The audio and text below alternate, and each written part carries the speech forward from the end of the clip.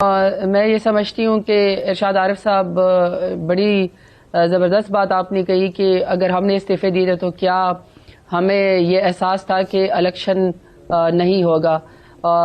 دیکھیں پھر اس کا مطلب ہے کہ آپ خود ہی اس بات کا اعتراف کر رہے ہیں کہ جو اس وقت نمائشی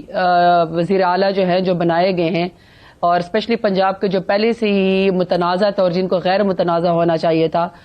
وہ بھی الحمدللہ کسی کے بغل بچے ہی ہیں. تو اگر بغل بچوں نے الیکشن نہیں کروانا، انہوں نے انٹرم سیٹ اپ نے الیکشن نہیں کروانا جو کہ ان کی سول رسپانسبلٹی کہ وہ الیکشن میں جائیں، اور اس کے علاوہ انہوں نے ہر وہ کام کرنا ہے جو ان کو قانون اور آئین اجازت نہیں دیتا، تو اس کا مطلب ہے کہ پھر آپ یہ کہنے میں یا میں یہ کہنے میں بجا ہوں کہ واقعی پھر پاکستان میں اس وقت وہ قانون ہے کہ اس وقت کوئی قانون نہیں ہے. جہاں تک اس کی بات ہے کہ مریم نواز جو ہے وہ آج پاکستان تشریف لائی ہیں. دیکھیے ارشاد عارف صاحب، مجھے تو یہ سمجھ نہیں آتی ہے کہ جن کے والدین نے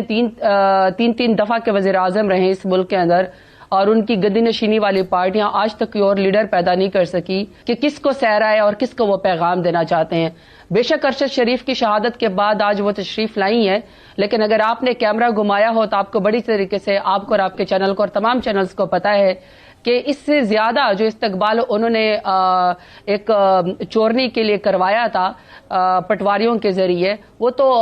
اگر آپ کیمرہ گھمائے تو آپ کو آج کل پتہ چلے گا کہ ان 14 قومی جماعتوں کی جس میں ان کی بھی حکومت شامل ہے، آٹے کی لائن میں اس وقت زیادہ لوگ عوام کا جمع غفیر ہوتا ہے. دوسری طرف کیمرہ مین بھی زیادہ تھے، پولیس والے سیکیورٹی والے بھی زیادہ